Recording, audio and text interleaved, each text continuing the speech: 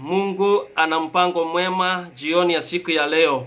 Na najua wengine wengi watazidi kuingia. Najua tumeshare kabisa. Na najua Mungu atatubariki sana.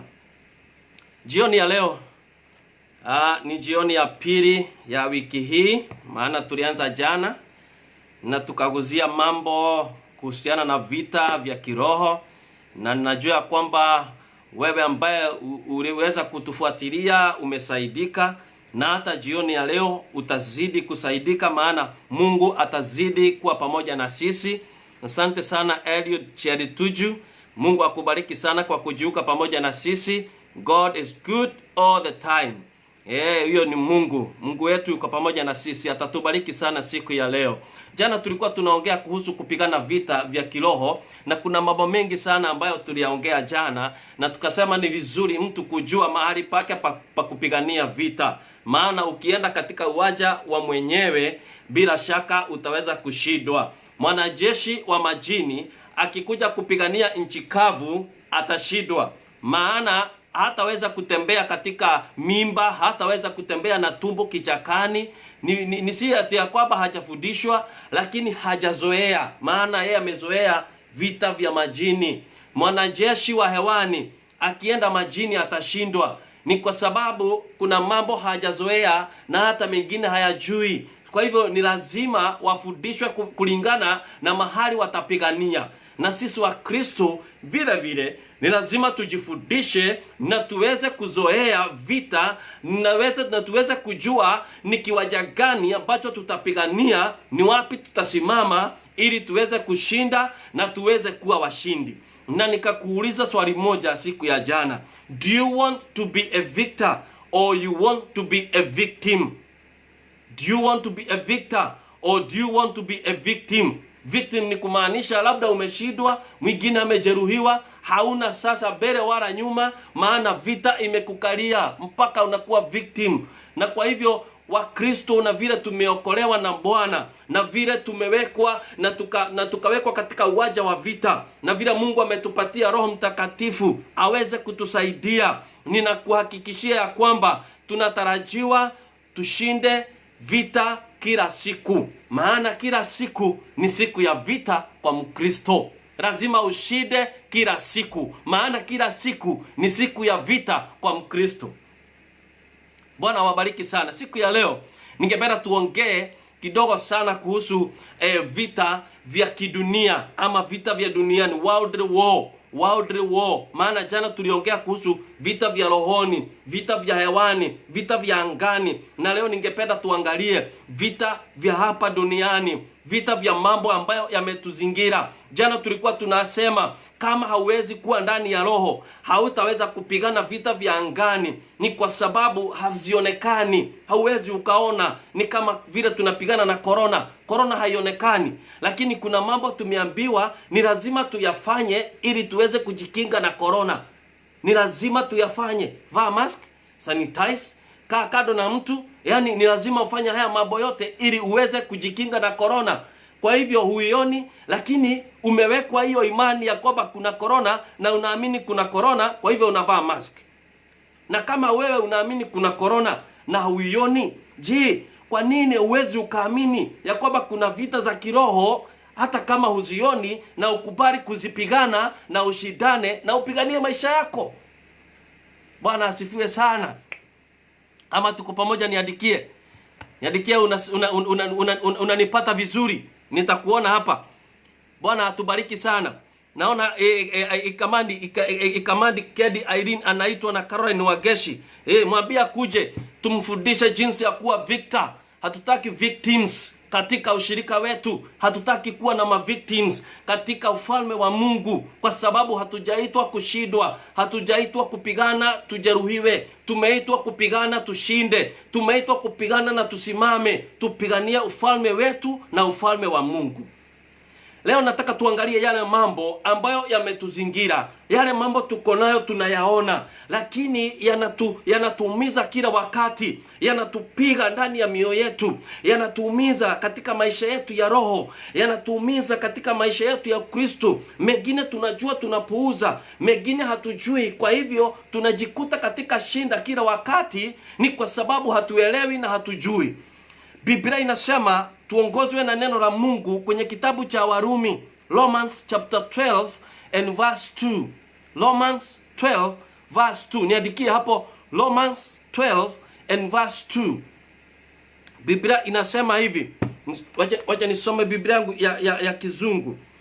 Biblia inasema hivi ya kwamba Romans 12 verse 2, do not be conformed to this world, but be transformed by the renewal of your mind, that by testing you may discern what is the will of God, what is good and acceptable and perfect. Do not be conformed. Biblia nyingine zimeandikwa do not copy the behavior and customs of this world, but let God transform you into a new person by changing the way you think. Then you learn to know God's will for you. Do not copy the behavior and customs of this world. Kuna kitu hapa ningependa tuone. What are these behaviors? What are these customs of the world? Because we are not called to live in this world. We are not called to be worldly. We are not called to copy the world, but we are called to be witnesses of Jesus Christ. We are not called to be worldly, to copy the worldly behavior. Do not copy the behaviors of this world. Do not copy the customs that they do. What are these behaviors? That's what I want us to look. Some of them.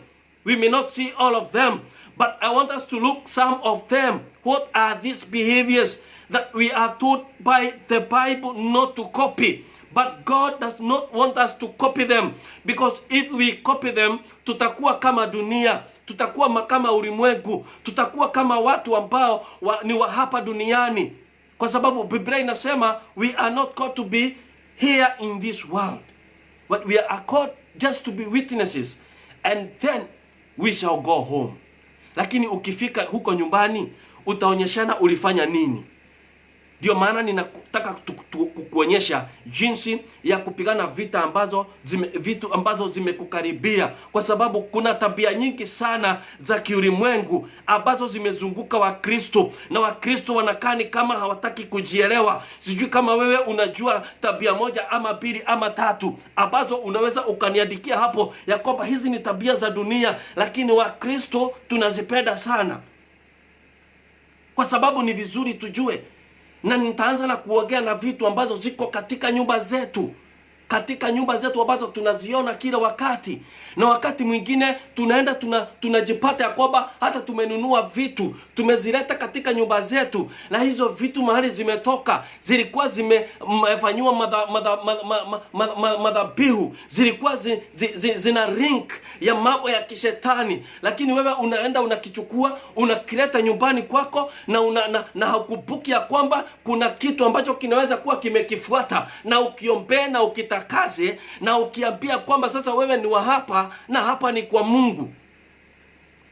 Mambo ambayo tunayafanya kila wakati. Sijui kama ushai kuona familia na hata wengine labda wako hapa ya kwamba mko na amani sana mnapotoka nje, mnapoenda out, mkiwa kazini, mna amani sana, mnafurahia, mnapendana, lakini mnapoingia kwa nyumba, mnapotuingia kwa nyumba, mnakalia kiti ambacho mumenunua. Yani ile furaha na ile haja ya mwenzako unasikia kwamba imefika mwisho, imeisha tu, shetani ameanza kutamaraki. Ni kwa sababu gani? Kuna kitu ambacho labda hiyo kitu ulienda ukanunua kwa second hand, maana tunapenda sana kununua second hand. Labda hiyo kitu ilikuwa imefanywa madhabahu na watu ambao walikuwa wanaitumia hawakuwa watu wazuri, walikuwa wanamwabudu shetani, na wewe umekuja umeileta kwako. Na kwa hivyo shetani anajua ya kwamba kuna kifaa chake ambacho kilitolewa mahali fulani na kililetwa kwako, na hicho kitu kinapokuja lazima shetani akifuate. Yesu, ni kweli tumeokoka na tumeishi vizuri katika Bwana, yani tunampenda Mungu kabisa na tumekombolewa, lakini kuna kitu ambacho ni cha ufalme wa shetani tumekiweka katika nyumba yetu na kinamfanya shetani atutembelee kila wakati. Unajua watu wa Mungu, acha niwaambie, sasa zingine shetani anakuja kutuchungulia. Anakuja anachungulia maisha yako kwa sababu anajua wewe unampenda Mungu, Mungu amekulinda, uko na moto wa Bwana. Shetani sasa zingine anakuja anachungulia, lakini kwa sababu kuna kitu umevutia kwako na kinaanza kumvuta shetani, kuna wakati utafika sasa hata kuja kuchukulia. Sasa anakujanga kabisa, unamfungulia, anaketi kwa nyumba yako. Ukienda kazini unamwacha kwa nyumba yako. Kwa hivyo ukitoka kwa mlango wewe unafurahia sana, unaenda unapata amani. Lakini wacha tu uingie kwa mlango yako, ni kwako, ni wewe unalipa nyumba, lakini unapoingia tu unasikia furaha imekwisha. Ni kwa sababu gani? Kuna vita ambazo ulikosa kupigana wakati ulikuwa unanunua hiyo kitu. Wengine tunakuwa tu kwa vita tukiwa katika hiyo kiti tumaikalia. Wakati unakalia hapo, yani shetani anaanza kukunong'onezea, hata unasikia mwili unaanza ni kama unadugadugagwa na tusidano, hauna amani kwa sababu umekalia kiti ya wenyewe. Ulishindwa kukitakasa kiwe ni kiti cha kwako, ulishindwa kukitakasa kiwe ni kiti ambacho ni cha baraka. Unashindwa kukitakasa na ukatanishe uhusiano wake na shetani na ufalme wa giza. Tunashindwa, hatukujua. Labda haukujua inafaa hata kutakasiwa, lakini tunakaa bila kujua. Tunakaa na mateso katika nyumba zetu bila kufahamu ya kwamba shetani ako katika nyumba zetu. Hii ni vita ambayo tunafaa kupigana kwa sababu ni vitu ambazo zimetuzunguka. Mwingine unaenda unanunua tu simu mzuri. Umenunua tu simu kwa mtu. Hii simu ilikuwa inatumiwa na conman.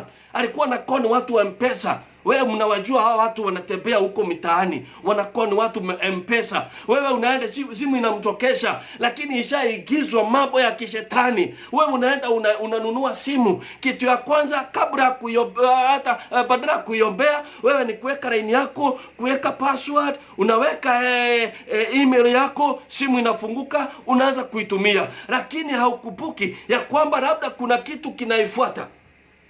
Sasa unajikuta kila wakati wewe unatupa pesa, kila wakati unakoniwa.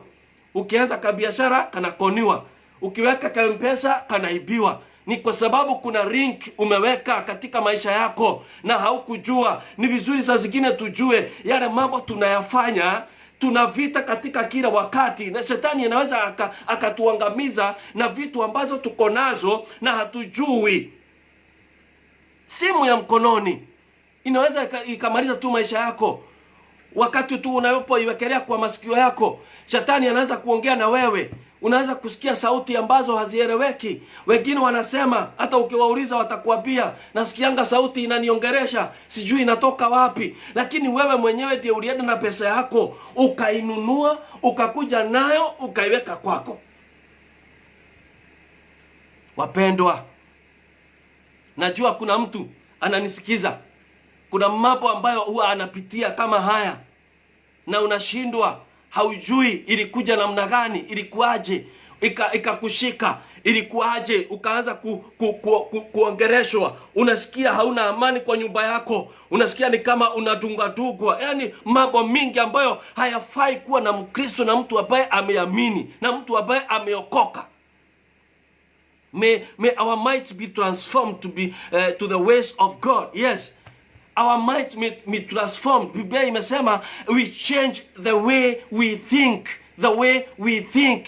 Vile tunavyofikiria ndani yetu. Maana Mungu ametupatia mawazo ya kufikiria. Sio tu roho. Ametupatia mawazo ya kufikiria. How do you think? Do you think that you are going to win? Do you think that you are a winner? Do you think that you are a victor? Or you think that you are a victim? Wewe kila wakati unapojiongeresha unasema hii maisha mimi yamenishinda, unasema sijui nilirogwa na nani. The way you think, the way you think. And the Bible says, as a man thinketh, so he is. Change the way you think. Change the way you see your things. Change the way you stay in your house. Change the way you do your business. Change the way you interact with people. Kwa sababu wengine wamebeba rings za shetani, na wakati unashikana na wao unawekwa katika hiyo mitego, na shetani anaanza kuwa na sehemu katika maisha yako. Nikuulize mpendwa, kwa sababu tunasikizana hapa, ni nani katikati yenu ambaye alinunua kitanda wakati ulipeleka kwa nyumba yako ukakishika ukakiombea? Ni nani alinunua godoro wakati kabla kuilalia unaiombea? Wengine mnalala usiku, usingizi unapotea kwa sababu kitanda kina link, kina mambo yanakuja usiku. Wengine mnalala kwa kitanda mnachoka, unasikia mwili maumivu, kila wakati unasikia kuuma, unaamka saa 6 usiku, unaamka saa 9 usiku, wakati wako wa kulala hujaisha, lakini unasikia usingizi umeisha. Ni kwa sababu haujalala peke yako. Wengine mnalalaga kama umeangalia juu, asubuhi ukiamka unajikuta umeangalia chini, na unashuri nani alikugeuza. Vile ulilala sio vile umeamka. Ni kwa sababu kitanda yako hauko peke yako. Wakati ulipokinunua haukukiombea. Labda kilifanywa mambo mabaya, labda kilifanywa usherati. Wewe umekuja umeuzua na mtu, umekuja umeweka kwa nyumba yako, na kwa sababu ni kizuri, kitu ya kwanza wakati unatandika unakiweka godoro ni kuruka juu, ati ni kutest. Unapiga muhuri.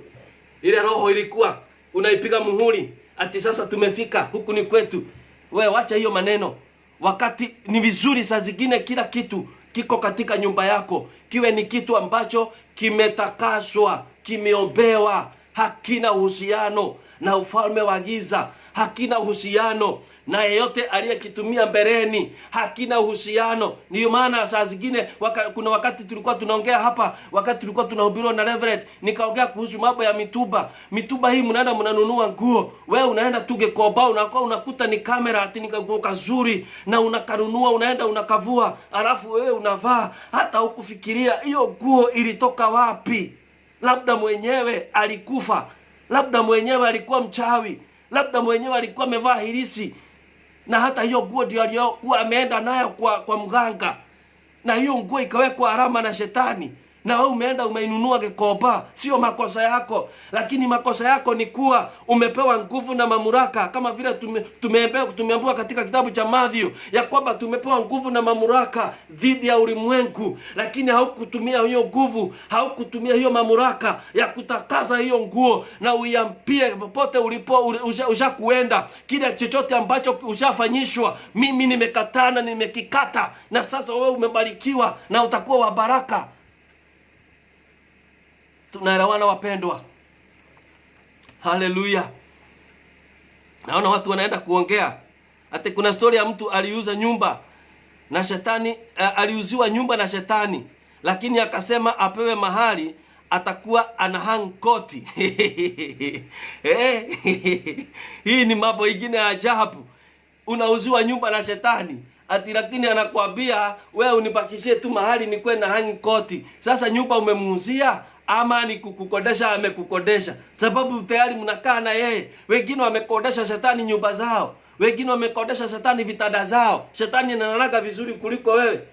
Shetani anakaanga kiti, anakalia kiti vizuri kuliko wewe, sababu wewe mkiingia na bwana yako, mkikaa tu hapa mnaanza kukorofishana, hamjui ukorofi unatokaga wapi, na unasemaga mimi hata tukienda nje nasikiaga tu nina raha, lakini tunapoingia tu kwa kitanda, tunapoingia tu kwa bedroom, nasikianga mambo imebadilika, na hata usiku nasikia ni kama kuna vitu vinaenda kwa mwili, sisikiagi hata kumpenda. Hii ni mambo ya kishetani, mambo ya kidunia, ni mambo tunafaa kupigana nayo kama Wakristo, ni mambo tunafaa kuyakataa katika jina la Yesu Kristo. Mungu atusaidie sana. Sema amen. Sema amen. Sema amen. Nataka tuangalie what are the behaviors. Hizi behavior za kidunia ni gani? Hebu imagine, sijui kama mnajua mlevi. Hakuna mtu hapa hajui mlevi. Ningetaka mniambie, mlevi akinunua gari anafanyaga nini? Mlevi akinunua gari anafanyaga nini? Kama unajua, kitu ya kwanza ya mlevi kununua gari anafanyaga nini? Niambie kabla nikuambie. What do they do wakati tu ananunua gari mlevi? Wakati mlevi ananunua gari, anaita marafiki wake wengine walevi wenzake. Anawaita, wanaenda wanakunywa, wanapaki hiyo gari hapo nje. Haitatembea siku nyingine kabla haijakojolewa. Wanasemaga ati tunaikojolea ni kuibariki. Ati haitakuwa na nuks. Na Biblia inasema kwamba tujuge sana, tusipitwe imani zetu na watu wa ulimwengu. Biblia inasema wasitupite kwa imani. Na hawa watu wameamini ya kwamba akinunua gari, akiita walevi wenzake waende wakojolee hiyo gari, ati hiyo gari haitapata nuks. Mimi nimewaona. Lakini sisi wa Kristo tukinunua gari, hata kuita mchungaji wenu aimwagilie mafuta, aitakase. Na wewe sio wa kwanza kuendesha hiyo gari. Hiyo gari hujui imeingia mashimo gani na gani. Ndio maana unakutaka gari, ulinunua gari, hata kuiuza hauwezi kuiuza. Umeshindwa kuibadilisha. Inakusubua kila mara, inaharibika. Lakini unashindwa kuipeana, unashindwa kuitoa, unashindwa kuitengeneza, unashindwa kuibadilisha ununue gari nyingine, kwa sababu tayari uliingia katika mtego wa shetani. Tunashindwa na walevi kiimani.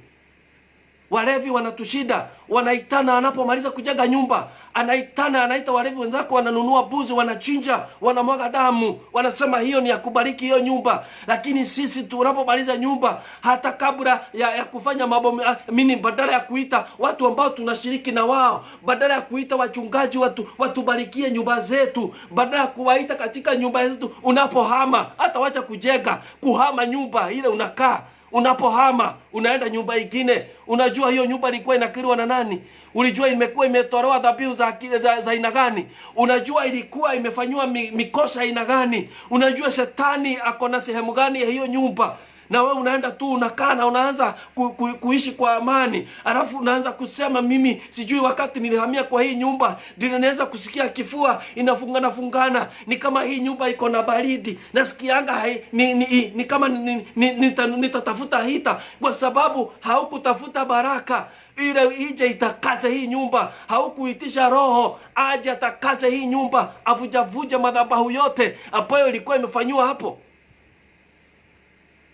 Wa Kristo, nikwambia sana jana, tusikae kama watoto ati kwa sababu hatuoni mambo mengine tunafikiri hayapo, ati kwa sababu sisi hatuyaoni, sasa sisi tuko na amani tunafikiri hayapo. Lakini maisha yetu yako na shida.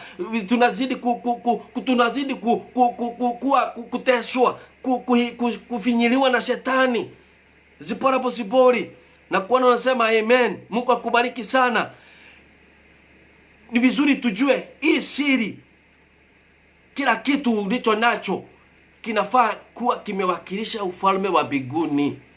Kinafaa kikishikwa na mwenye dhambi, anasikia haja hatoshereki, hana amani.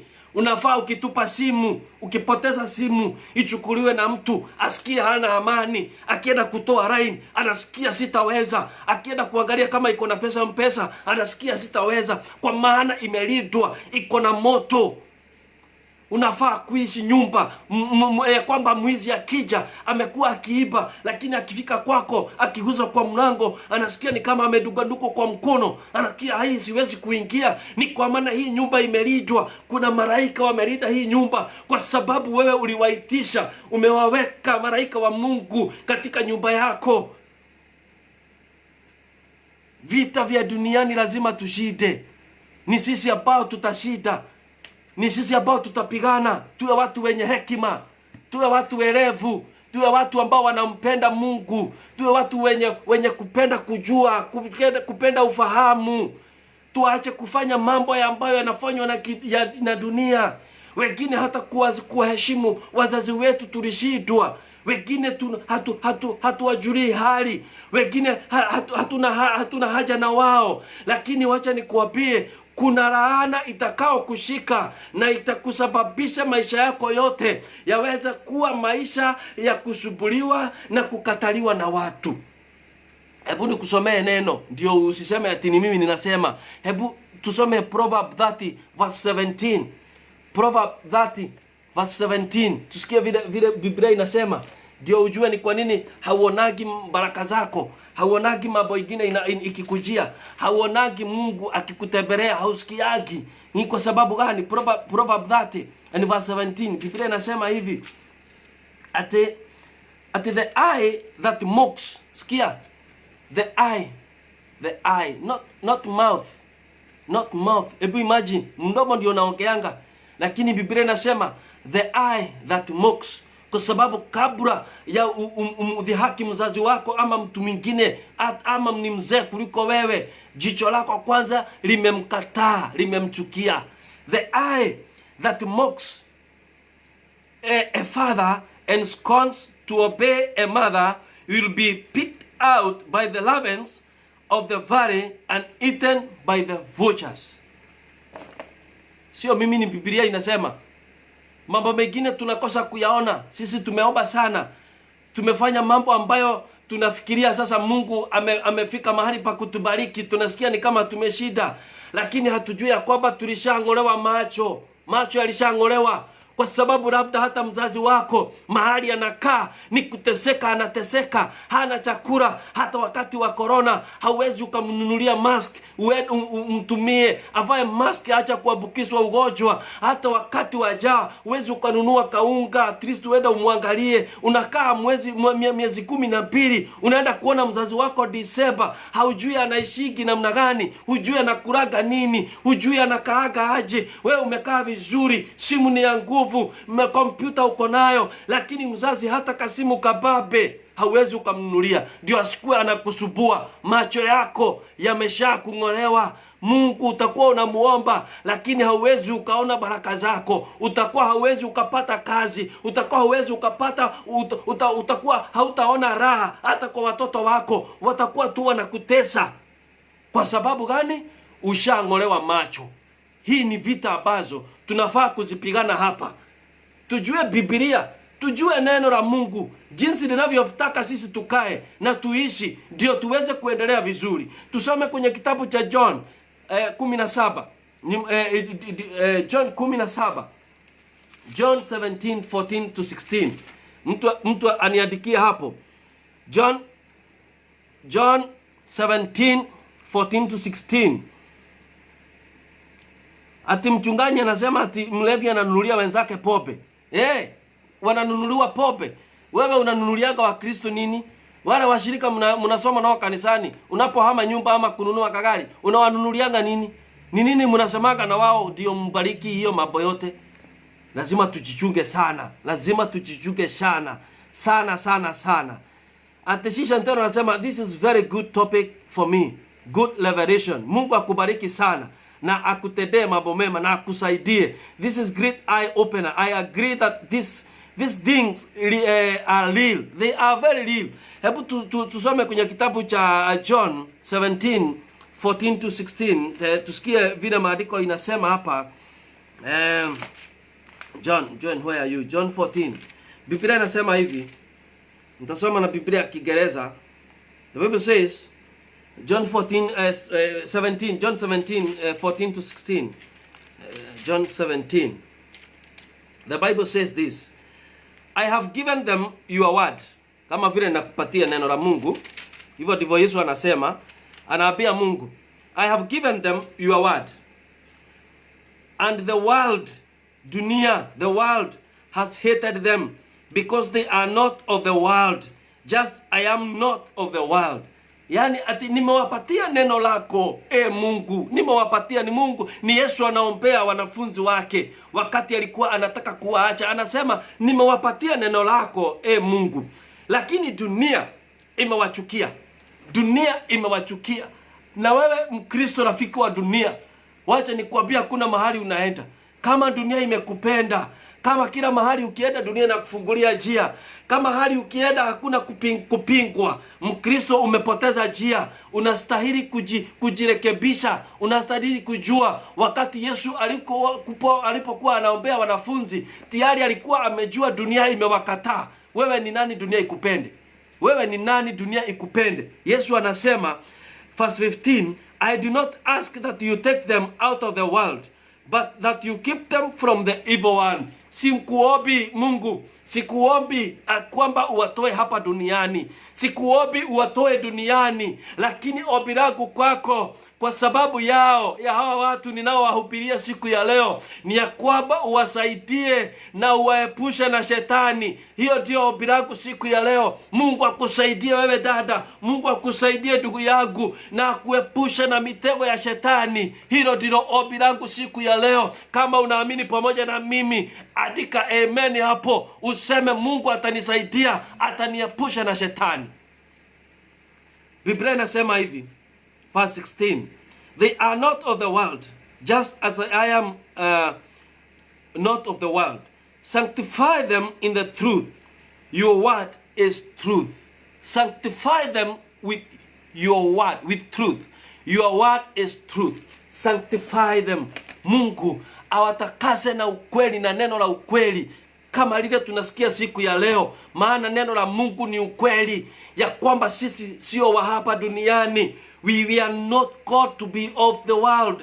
We are called just to be witnesses. Na baada ya kumaliza kazi, Mungu atusaidie tupigane na shetani, tuepukane na shetani, tuende juu kwetu mbinguni, na hapo ndipo tutakapopewa taji. Hapa duniani tutaishi kwa mateso, hapa duniani tutaishi kwa vita. Yes, ni kweli tumebarikiwa, ni kweli tunakaa kwa furaha kwa mambo ambayo tunayafanya, lakini kuwa tuna furaha, tumetosheka, tuna kazi nzuri, tuna pesa, si kumaanisha ati mioyo yetu na roho zetu zimetosheleka, zimefika. Kila wakati ziko katika vita, na ni kwa sababu ya vita ambazo tunapiga, tunashindana, ndio maana tunasimama vizuri na tunajiona jinsi tulivyo sisi leo, ya kwamba Mungu ametufikisha mahali ametufikisha. Nikikuona wewe naona uko na baraka ya Mungu, ni kwa maana umekubali kupigana vita. Hii dunia sio yetu. Kwa hivyo kitu chochote cha duniani kinapokuja kwenye mikono yako, ningependa wewe mwenyewe ukifanya, ukitakase, kwa sababu unajua ukweli, na ukiambie sasa, mimi si wa hapa duniani, na usiniletee mambo ya hapa duniani, maana mimi ninaenda mbinguni na nitafika, nitapewa taji. Kwa hivyo wewe, kiti ambayo nimekununua, utatii amri ya hapa, ya kwamba hapa ni malaika wa Mungu analinda. Wewe kitanda, utatii amri ya hapa, maana hapa ni malaika wa Mungu analinda. Ninapokulalia nitalala mpaka asubuhi. Hiyo ni neno la Mungu. Tujua ukweli, na ukweli utuweke huru. Yesu alikuwa anawaombea wanafunzi, kwa sababu alikuwa anajua dunia tuna vita, na amewaachia vita. Ndipo alisema, mimi nimeenda, na nitakapoenda nitamtumia msaidizi. Atakapokuja msaidizi, atawasaidia nyinyi, na yale mambo mtafanya hata zaidi yangu. Wewe una msaidizi kweli? Hebu jiulize, mimi ni Mkristo wa aina gani? Niliokoka, yes, ndio niliokoka, lakini huyu msaidizi ambaye alishuka na akashuka na moto, kweli niko na yeye mimi? Kweli ninatembeaga na yeye? Yale mambo nimefanya tangu nijijue, tangu nianze kujikalisha, tangu niolewe, tangu nioe, tangu nipate kazi, kweli nina msaidizi ambaye ananisaidia hata kufikiria, kwa sababu Biblia imetuambia tubadilishe mawazo yetu, jinsi tunavyofikiria, the way we think, the way we do our things. We need to change. We should not be transformed. We should not be conformed. We should not copy the behaviors of this world. We should not copy their customs. Wewe unani anakusaidia? Roho Mtakatifu ako na wewe. Wewe umeitisha msaidizi. Unatebeaga na wasaidizi marafiki zako, ama msaidizi kutoka mbinguni? Who helps you? Hiyo ni swali ningependa ujiulize, ndio uweze kujua ya kwamba hii vita ya dunia ni vita ambayo inafaa kushindwa. Nitakoti maandiko na sitayasoma, lakini unaweza kuniandikia hapo ya Mark chapter 4 verse 1 to verse 20. Mark chapter 4 verse 1 to 20. Sitaisoma, lakini nataka kuiongea kidogo. Yesu alikuwa anaongea na parables. Alikuwa anaongea kuhusu the parable of the sower. Na alikuwa anaambia wanafunzi wake ya kwamba kuna mpanzi alienda akapanda mbegu. Na ningetaka hapa tuangalie vizuri, sababu hili nalo labda tumehubiriwa sana, lakini ningetaka tulione kwa njia nyingine ya kwamba mpanzi alienda akapanda mbegu. Moja ikaanguka kwa barabara na ikaja ikalewa, ikakuliwa na ndege. Nyingine ikaenda ikaanguka kwenye mawe kwa sababu hakukuwa na rotuba, ikamea lakini ikakauka. Nyingine ikaenda ikamea kwa mimba, na kwa sababu ya kusukumwa haingeweza kutoa mazao, ilikufa tu. Nyingine ikaenda ikaweka kwa udongo na ikatoa mazao, na Biblia inasema moja ikatoa, nyingine zikatoa 30 kwa 100, nyingine 60 kwa 100, na nyingine 100 kwa 100. Na hapa ndiko ningetaka tufikirie sana, sababu hili neno linaongea kuhusu Wakristo. Ni watu wameokoka, wanamjua Mungu. Na Yesu akasema ya kwamba kuna Wakristo ambao neno linawekwa ndani yao, lakini kabla watoke hapo ama wanapotoka hapo tu neno linapotea. Hilo ndio mbegu ambayo ilianguka kwenye barabara. Inakuja tu shetani anaichukua kwa sababu umemruhusu. Kuna mambo mingi sana umeweka katika nyumba yako, hawezi akamruhusu shetani neno la Mungu likae ndani yako, maana kuna yule ambaye anatamaraki katika hiyo aga. Kuna wengine wanasikia neno, lakini ni kwa sababu ya yale mambo wameweka katika mioyo yao. Neno linasongwa, linaumizwa, linataka kuzaa, lakini haliwezi likazaa kwa sababu yale mambo yamekaa katika mioyo yao. Ni mambo mengi sana. Wengine tumekaa na maumivu, wengine tumekaa na uchungu wa moyo, wengine watu walitukosea, wengine tulishindwa na kuwasahau na kuwasamehe, wengine watu tumetoka katika shida na Mungu ametuokoa, lakini hatutaki kusahau hiyo shida. Tunaweka mambo na maneno yasiyostahili katika mioyo yetu. Tunaweka mambo ya marafiki katika maisha yetu. Tunaweka marafiki mbele kuliko Mungu. Kwa hivyo wakati neno la Mungu linawekwa kati yetu, ndani yetu, linakuta mambo inasonga. Haya, kuna Mkristo mzuri kama wewe ninaongelesha leo. Yes, ni kweli wewe unakubali neno na neno linakuja ndani yako, lakini hapo umesikia vile neno linasema ya kwamba kuna mbegu nyingine zilizaa 30%, zingine zikazaa 60%, zingine zikazaa 100%. Hii ni swali yako wewe. Wewe unazaa percentage gani? What percentage do you get? Tell us. Tuandikie utuambie. Wewe unapata percentage gani? Ndio maana tunasubua watu kila wakati. Ndio maana tunasubua kanisa kila wakati. Sisi ni Wakristo, tumeokoka, tunaenda kanisani, lakini kanisa haitakuwa na amani kwa sababu mazao yetu hayalingani na vile tunahubiriwa. Tunapewa neno la ukweli, tunakataa hilo neno liingie ndani yetu, litukomboe na ukweli. Yesu alisema ati nimewapatia neno lako Bwana, lakini dunia imewakataa. Dunia imewakataa. Wapatie neno la ukweli, wakomboe, sanctify them na neno la ukweli, kwa sababu neno lako ni ukweli. Tukubali hili neno la Mungu litutakase, litusafishe, liingie ndani yetu. You shall know the truth and the truth shall set you free. Why are you not free? Because you do not accept the truth. You do not accept the word of God. You do not keep it in your heart. You do not allow the word of God to give you hardened thoughts. Hey, ninaongea na mtu ama najiogeresha? Ati mimi sio wa dunia hii. Sisi sio wa dunia. Sisi sio wa dunia. Sisi tumetoka kwa dunia. Sisi sio wa dunia. Sisi tunaenda mbinguni. Hapa ni kukuja, tulikuja. Ni kutuma, tulitumwa on a mission. Lakini hii mission inastahili sisi tuwe tunazaa mazao yetu kikamilifu, lakini sio kuzaa mara 30. Hii mara ingine 70 umeachia nani? Hapo ndipo tunampatia shetani nafasi, kwa sababu kuna sehemu nyingine kubwa ambayo hatujajaza katika gara letu la kuweka haya mazao. Tunaweka tu 30%, 70%.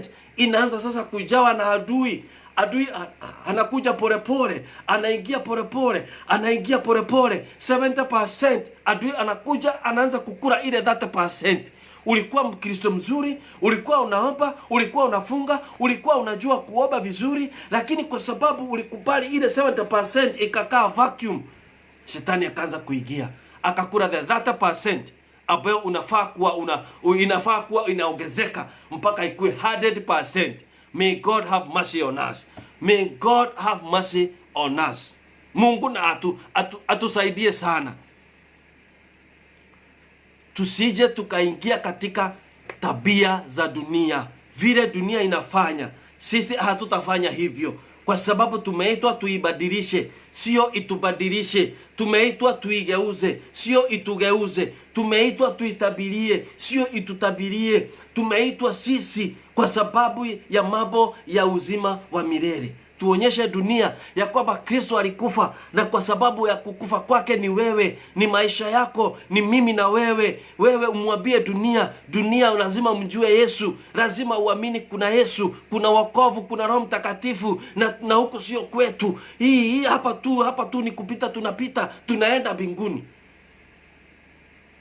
Don't copy the behaviors and customs of this world. We are not called to be worldly. We are called to have 100% fruitful. Be 100% fruitful in the kingdom of God. Kwa sababu unapozaa mara 30 ama 60, kuna kitu umebakisha hapo, na hiyo kitu ndio itafanya maisha yako yaanze kuingiliwa na adui. Adui anapata avenue, anapata njia, anapata nafasi ya kuingia katika maisha yako. Mungu atubariki sana. Mungu atubariki sana. Na tuelewe ya kwamba tuko katika vita, na ile vita tunapigana nayo sio vita ambayo tutasaidiwa na dunia, ni vita tunapigana dhidi ya hii dunia. Mungu atubariki sana. Ningetaka tuombe ili niweze kukutambua wewe uliye pamoja na sisi. Ningetaka tuombe. Na tunapoomba ni vizuri uamini ya kwamba you are going to be a victor.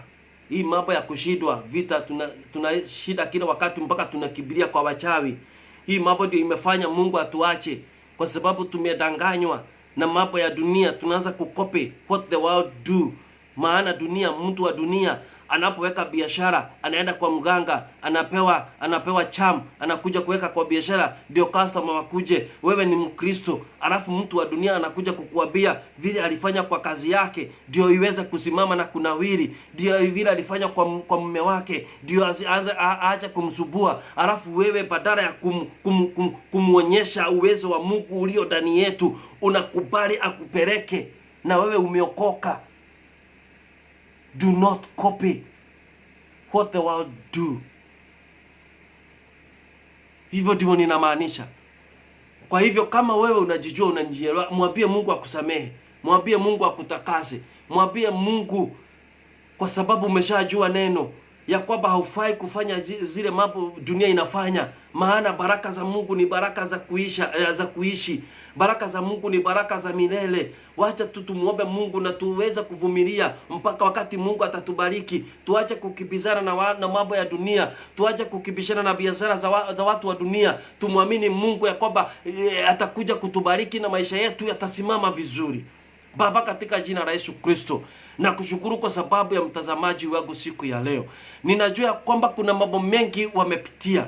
Wengine Bwana wamekuja kuelewa hali ya maisha wanayoishi, na jinsi ya kupigana na kupigania familia zao, na kupigania nyumba zao, na kupigania mali yao walio nayo, kupigania kila kitu ambacho umewabariki nao. Bwana, ninaomba mfalme wa amani ya kwamba wasikuje kuwa watu wa kukope dunia, lakini Mungu uwe unawanongonezea wale ambao wamekuwa na mitego, wamewekwa katika mitego ya ulimwengu. Jehova, uwakoboe, uwatoe katika mtego wa shetani, uwakoboe kutoka mtego wa ibilisi. Bwana, ninaomba ya kwamba neno lako liingie ndani yako, maana Biblia inasema neno lako ni ukweli. Ningeomba ukweli Bwana watakase na ukweli wa neno lako mfalme. Katika jina la Yesu Kristo tumeomba na tumeamini, tuseme amen.